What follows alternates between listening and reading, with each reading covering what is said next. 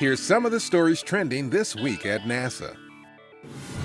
Vice President Mike Pence visited our Marshall Space Flight Center on September 25th to thank employees working on NASA's human spaceflight programs. He also spoke to the 3 NASA astronauts currently serving on board the International Space Station. Literally and figuratively, we all look up to you, and we are grateful for your courage and your determination and the contribution that you make to American leadership in space. During a tour, the Vice President also saw progress being made on our Space Launch System rocket that will send astronauts in our Orion spacecraft on missions around the Moon and ultimately to Mars.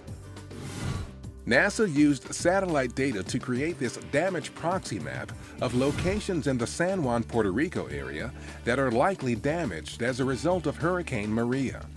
The map was delivered to the Federal Emergency Management Agency and other agencies to assist in disaster relief efforts.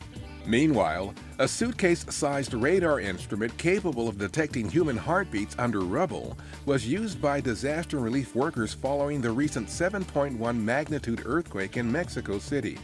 The technology and the device, called Finder, which stands for Finding Individuals for Disaster and Emergency Response, was developed as a collaboration between NASA and the Department of Homeland Security.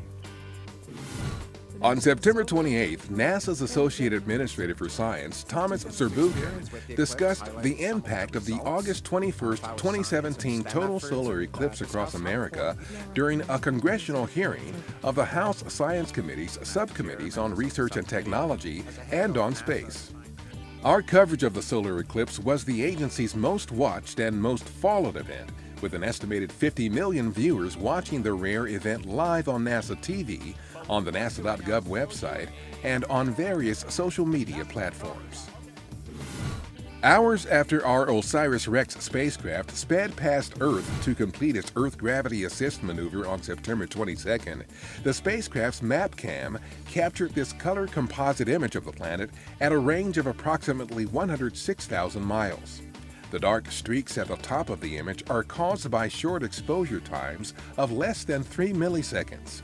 Short exposure times are required to image objects as bright as Earth, but are not anticipated for an object as dark as Bennu, the asteroid OSIRIS-REx will study starting in late 2018.